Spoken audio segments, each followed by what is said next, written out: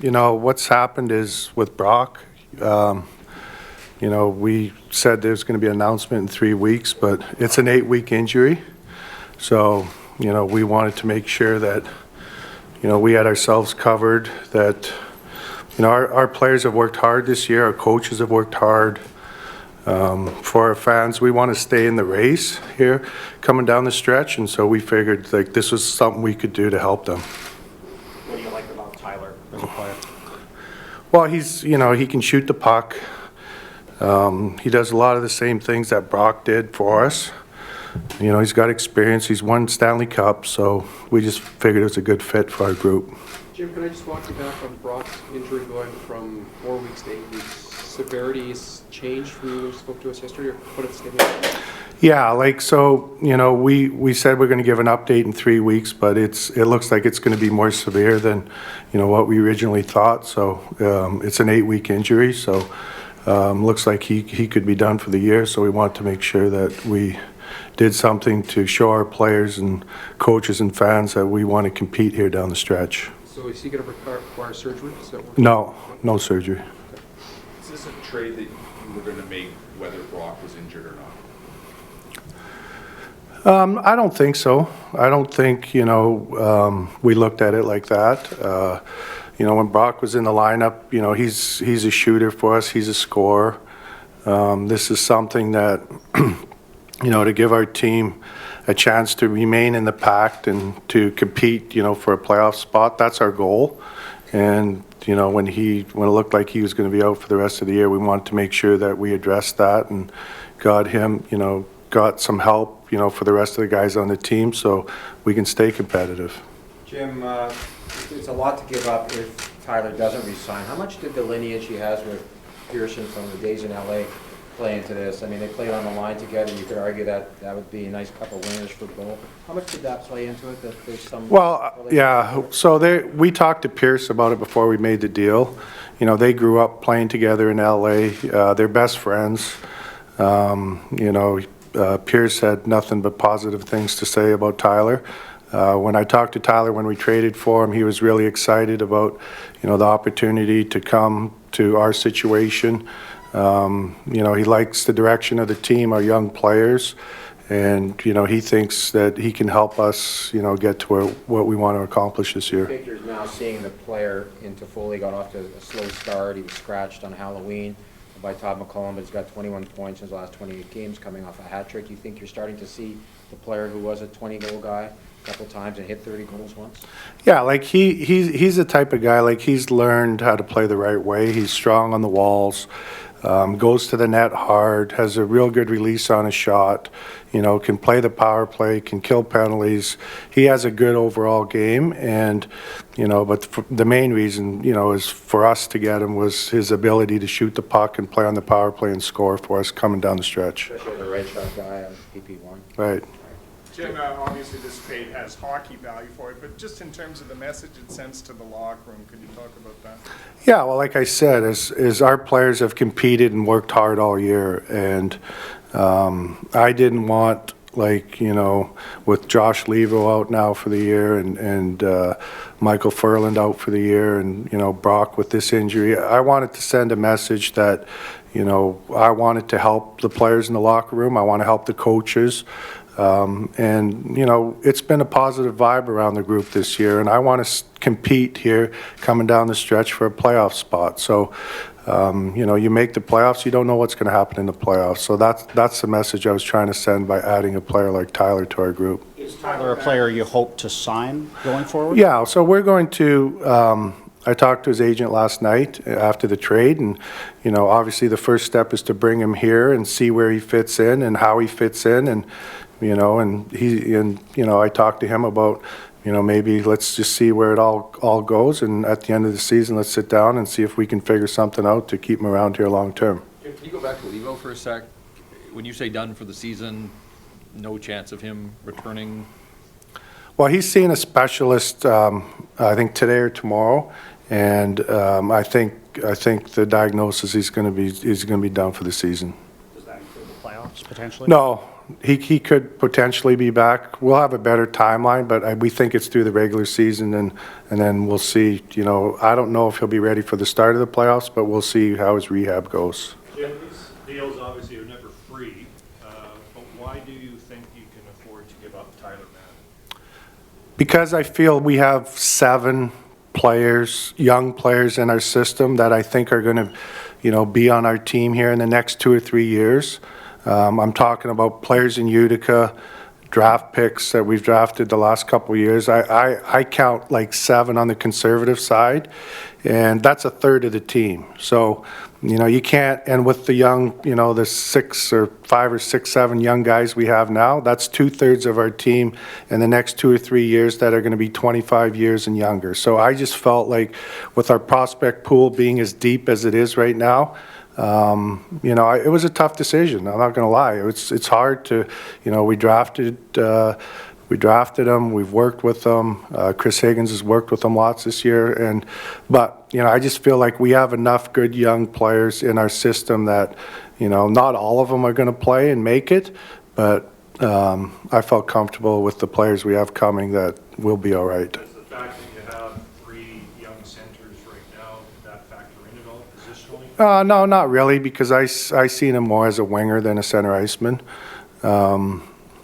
So, but I just feel like we have enough depth in our prospect pool, and I think I'm trying to be conservative. Like, I think we really have like 7 young players that are going to show up and play on our team in the next 2 or 3 years, and sometimes you got to make some tough choices to maybe take, you know, something from the long-term future of our group and inject it into our group now, and that's what we decided to do. As of right now, you don't have a pick until the 3rd round in the draft. Do you plan to try and be aggressive either in the next week or after the end of the season to acquire a pick in those first 2 rounds? I don't think from now to the trade deadline we're going to look at that, but I think for sure before the draft we have decisions we got to make on some players that you know, will be more in the market before the draft to try to reacquire picks. Just to go back to Matt, and you said you see him more as a winger. I mean, he is listed as a center, and there aren't a lot of centers in the system. Does that concern you that you don't have more depth coming down the pipeline into that center? Not really, because we got, you know, I think we have 3 young centers on our NHL team right now. So, you know, we have to make assessments based on, you know, our young players. Are they going to be better than the 3 young centers we have on our team right now? And so, you know, after we talked about that as a group, we just felt like, you know, we have some depth right now at that position, and we're going to continue to try to, you know, draft more center icemen and build up our depth. But we just felt like that was a position that we could afford to make a deal with. You said that Josh might be back for the start of the playoffs. Might Brock be back for the start of the playoffs? Well, we'll have a better idea. He's seeing a specialist tomorrow again too, but I think, you know, it sounds like he's going to be out for the regular season, and we're hoping that, you know, he's going to be ready, but we don't know yet for sure. Jim, 2 questions on Michael Furlan. One is, have you spoken to him since the night in Utica the other night, and how frustrated, disappointed is he? Mm-hmm. And the other one is, there were some red flags from the outside last summer about his health. Are you able to give us just a sense of the scope and breadth of sort of the due diligence that the organization does? Yeah, so we did all of our due diligence. We had doctors talk to their doctors. We got all his medical files. We brought him in here, and, you know, he, you know, seen our people.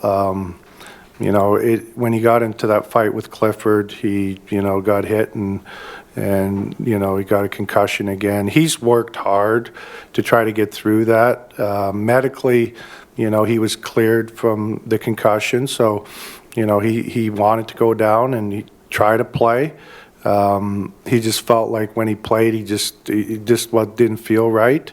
So, you know, that's just something that he's working through the symptoms of, you know, the concussion. And as you guys know, it's, you know, when we're dealing with concussions, we want to do the right thing by our player. And so we've been supportive of him. And he's going to, you know, continue to do rehab and try to get ready to start the season next year. Jim, I'm curious your mindset heading into Monday's trade deadline with the Pacific Division the way that it is right now.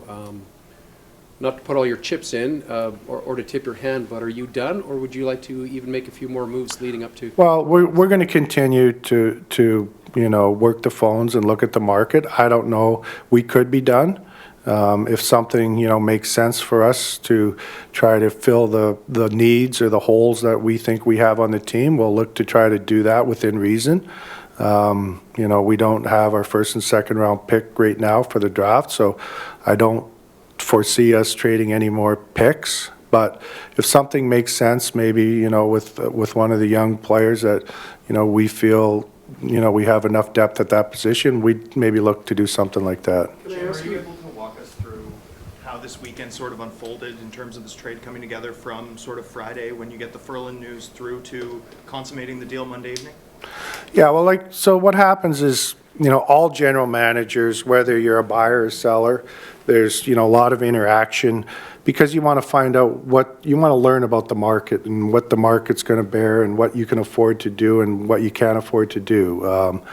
With the Michael Furlan news, I think that was kind of like the first shoe to drop when we had a better idea on where Brock was going to be at. I think, I felt the need to try to do something to help our group out to be competitive from now to the end of the year. And so we decided, as a hockey operations group, we talked about it. We decided that let's try to, do something so we can, give these guys a little bump, a little push, and finish out the year strong. And philosophically speaking, with, Pettersson's 21, Hughes is 20, but with how this season has unfolded, why did you, as a hockey operations group, decide that the time was now to maybe take your shot?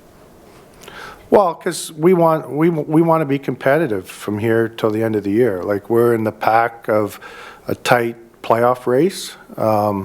We looked at our group and we kind of, did an analysis as to where we think we can be better to help our group down the stretch. And, I think we needed to add some scoring, and, that's the direction that we went in. Jim, does this indicate like a change in the direction? You've kind of been draft and development. I know but for the most part, that's where the emphasis has been. Is it go for it now? Is it win now? No, like this is what happens, Ed, is when we haven't made the playoffs for 4 years, I call it like the black hole, where you have to try to fight and scratch your way out of that to be a playoff team again.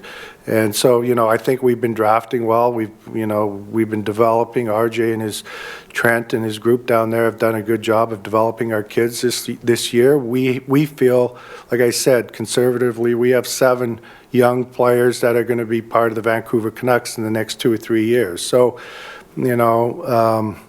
I don't think it's a change of philosophy, but I just felt like we have enough depth in our prospect pool that we can give up. I never like moving draft picks, but sometimes you have to look at where you're at as an organization, as a team, and I think we're in the fight here to make the playoffs. We're in the pack, and I wanted to do what I could do to help the team get over the top. Jim, you're going to have a pretty busy summer, and I don't want to go too far ahead, but when you look at some of the decisions you're going to have to make, Jake, Chris Tanev, but I think first and foremost is Jacob Markstrom. Do you have a better understanding with chatting with his agent where things are at with Jacob, what he would like for the future and what you're comfortable with? Can you bring us up to speed on that? Well, we've had talks with Jacob and his group, and I'd say we've agreed to probably table the talks till the end of the season. He wants to concentrate on finishing off the year strong. Like I've said all along, he's an important guy in our group. We'd like to keep him. And, so hopefully, he wanted to finish off and have a real good finish to the season. So we're going to, we'll resume those talks at the end of the year now and try to get something figured out. You mentioned the black hole there a moment ago, 4 years without the playoffs. Right. You're above the playoff bar. Team has worked hard to get there, that 14-3 run. How important is it to finish this thing off and make sure that you're one of the 8 teams in the West? Well, that's why we made this move we made last night, is we want to, finish off strong. I think, I think it's been good for our young players to see, as you come down the stretch, how hard the games are, and then the playoffs are even harder. And I think, to get our young players to the next step, they need to experience, playing meaningful games now and hopefully making the playoffs and playing playoff games. And that's going to be part of their development, to becoming, a real good team and a competitive team over the next 5 or 6 years. Including Tim Schaller in the trade, is that a statement about the play of Zach McEwen? Well, that was, Zach, I think, has been really good. Like, I think he's an NHL player now. And, he's come up at different times, and, he's like a guy we signed as a free agent that we've developed, and we like the way he plays. He's big and strong. He's, strong along the walls. He goes to the net hard. He can protect the puck. So we think he's ready to be an everyday player in the NHL. We'll see, what happens here through the trade deadline, and if he's here, like, we feel he's ready to play, and if not, he'll go down and keep getting more experience, but we expect him to be on the team full-time next training camp, and he's going to be part of our group moving forward. You've talked about having good depth throughout the organization. With Boeser out, was there any consideration to calling up someone from the AHL, someone like Sven Berchi, rather than spending assets to acquire another player? We talked about it. Reed Boucher's had a real good season down there this year. He's worked hard. He's, changed his game a little bit. He's getting in on the forecheck hard now. He's been physical. Plus, he's, second or third in the league in scoring. So, maybe it wasn't so much Sven's name, but more, giving Reed a chance. And, we'll see going forward here. He still might get an opportunity. What sort of message do you want players in that dressing room to take away from this move?